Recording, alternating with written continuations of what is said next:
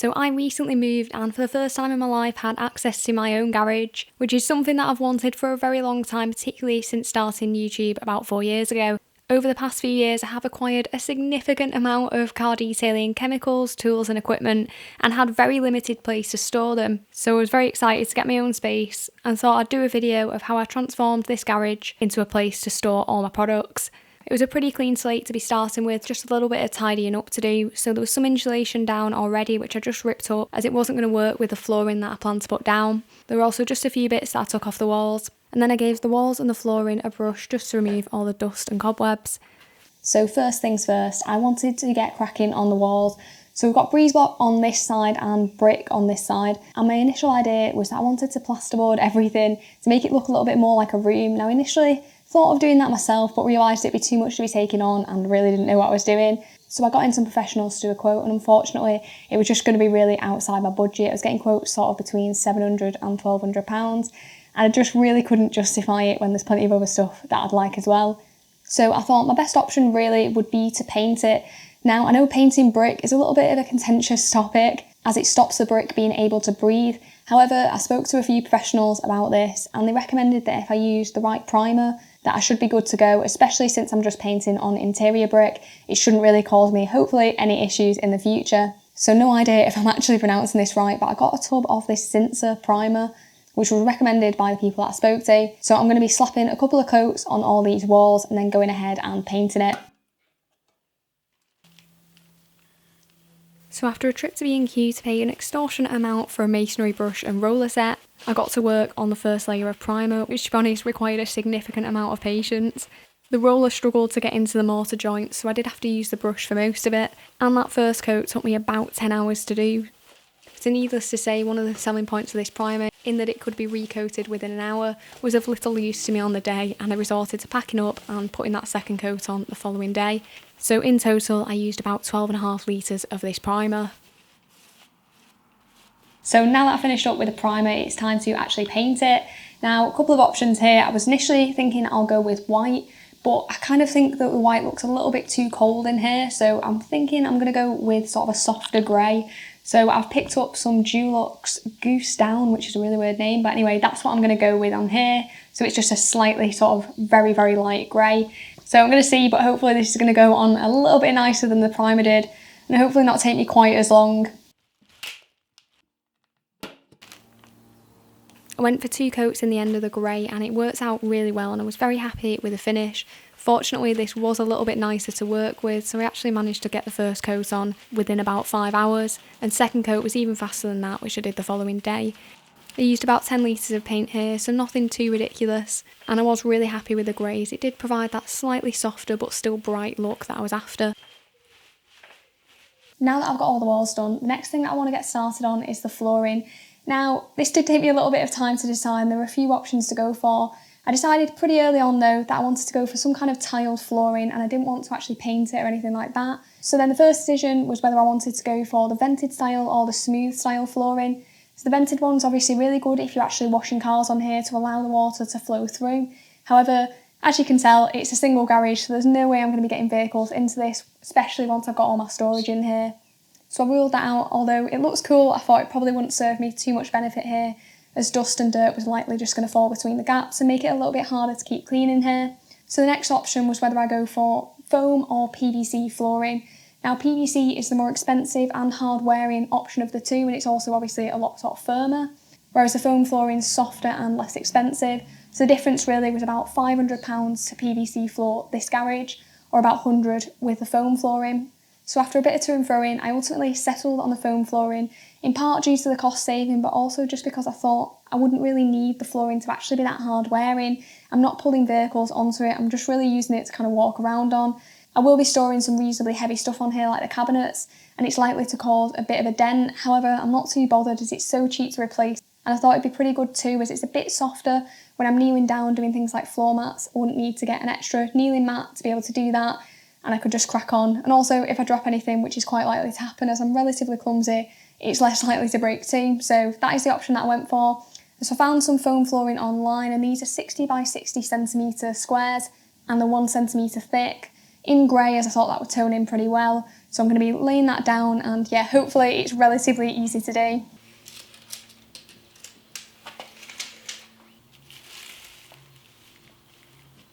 So I started up by measuring the full width of the garage so I could get an idea of the centre line where I wanted to place the middle tile.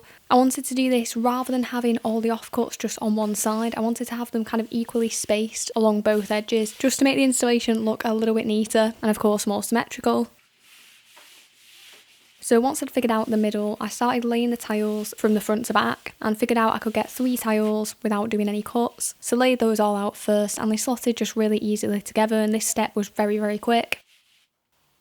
Once I'd done the easy bit, I could then move on to the edges. So I just measured the distance from the wall to the inner edge of the tile and then measured the tile size to the outer edge so that they would fit nicely together. Then I just used a Stanley knife to cut all the pieces to size and slot them easily in. A few of the pieces were a touch trickier than others, for example around the brick pillars where I had to make multiple cuts, but it wasn't too difficult and I managed to do it all in just a few hours. So in total I needed 45 tiles for this garage, so about 9 lengthways and 5 widthways, including all the cuts. So it worked out as a really cost-effective method.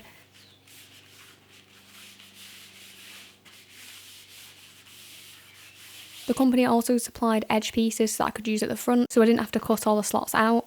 But I also wanted to finish it off by just getting a little ramp edge to smooth off that 1 centimetre height. So I just picked this up from Amazon and it's a self-adhesive one. So just measured it and cut it to size, then pressed it down. And it was really easy to do and I think it finished it off nicely. Now that the flooring is all laid out, the next thing to think about is all the storage of the chemicals and equipment that I'm using. This is actually where the vast majority of my budget went, and something that I've been really looking forward to doing, as I've not really had sort of a good place to store my chemicals and sort of tools and accessories in the past. I decided reasonably early on that I would like to have cabinets and drawers as opposed to kind of open shelving, as I do like when everything's sort of tucked away. I use products from quite a few different brands, so displaying them all together doesn't really make a lot of sense. It doesn't look sort of cohesive. I know having sort of everything out on shelves is a really popular option, especially when you're using all the same brands, as that does look really cool on the shelves. But yeah, that just wasn't something that would really work for me.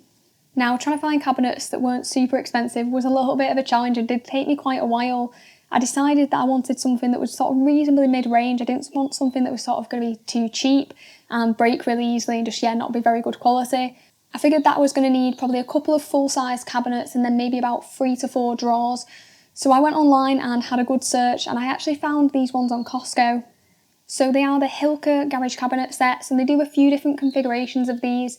So what I actually did was get the sort of the cheapest configuration, which is a cabinet and 2 drawers, and I got 2 of those so I'd have enough, and that came to about £1,400. I also needed a Costco membership as well, so that was another £15, but generally this is coming in a lot cheaper than other options out there. When I looked at sort of similar configurations from more expensive manufacturers, it could easily have started costing me sort of over £2,500. So yeah, that's just something that I really didn't want to do, so I'm really happy that I think I found a pretty good deal. So fortunately, these actually look like they've come pretty much fully assembled. So I'm going to get them out of the boxes and see what I'm working with, and hopefully they aren't too hard to put together if there is much to do. So there wasn't a whole lot to do in terms of the installation of these cabinets. The first thing was just to put the legs on and then kind of position them where I wanted them. And then I also needed to attach all the handles, which actually came sort of installed on the inside of them for transport. So they just needed unscrewing and popping onto the outside. This was very quick and easy for the vast majority of all the screws. However, there were 2 which were an absolute nightmare that were just screwed on way too tight from the factory. I noticed a few reviews on Costco also mentioned this, so if you do get one of these, then definitely be aware of it. The head of the screw was really soft, so I ended up making a right mess and just rounding it off completely, and I probably should have stopped sooner. So after trying the rubber band trick that I saw on YouTube, I decided it was time to call it and just go to Screwfix and get one of these little grip it tools. This worked very quickly on one of the drawers. However, on the cabinet it was a little bit trickier. I did manage to get a grip on the screw, however the cordless drill just wasn't even strong enough to turn it. It was screwed in that tightly. So I ended up getting some mole grips and just turning it manually, which took a lot of effort, and I didn't film this bit because honestly at this point I was ready to launch the camera across the room, but eventually I did manage to do it. I then just installed the worktop, which came pre-drilled, so it was literally just a case of popping it over the top, hand tightening all the screws, and then using my cordless drill to tighten them up. The only other thing that I did was slot in the shelves in the cabinet and mount it to the wall. So I've finally done it and got these cabinets assembled. So as you can see, I've got one here and a set of drawers here, and then just to the left of me I've got another cabinet and set of drawers arranged in a similar configuration. So I wanted to take you through them a little bit and give you sort of a bit more information about them. So they are made from steel and they have a powder coated finish, so it's actually sort of a dark grey with a black kind of outer. So hopefully with it being powder coated it should be relatively chemically resistant. So both cabinets come with 3 shelves and you can adjust those in 3-inch increments, but unfortunately you can't get extra shelves from these. I've contacted both Costco and Hilker about this and neither of them could help. So it's a little bit annoying as obviously a lot of the stuff that I'm storing isn't too tall, so having extra shelves would allow me to get a little bit more in the cabinets, but it's not the end of the world. I think I should still be okay storage wise. The weight capacity of these is really good as well, so it's 68 kilograms on all the shelves except the bottom, which I think is about 99. So way more than what I'm going to need. Obviously I'm storing quite a lot of bottles on here, but yeah, shouldn't really have any issues in terms of the capacity. So I've got 2 sets of drawers and one set has 3 drawers and the other set has 4. Again, weight capacity is totally fine, so I think it's about 45 kilograms for each drawer, so way more than I'm going to need. And there's also foam inserts at the bottom, so things aren't going to sort of roll around as much, which is definitely a nice little feature to have.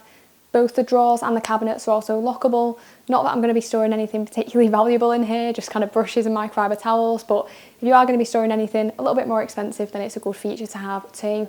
To go on top of both sets of drawers, it comes with a wooden worktop, which is really nice. I actually really like the look of this. Not massively sure how hard wearing it's going to be, and yeah, probably not going to be that chemically resistant, so I might get a little kind of clear mat to put on the top of that just in case I spill any chemicals, but I really do like the look of it.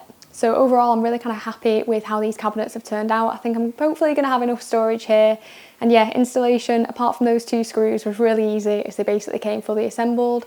So yeah, so far so good with these. So I also wanted to talk quite briefly about some of the things that I actually didn't have to do or spend any money on in this garage. And one of the first things is the garage door. So this is an electric roller door, which is absolutely perfect as it doesn't really take up much space at all.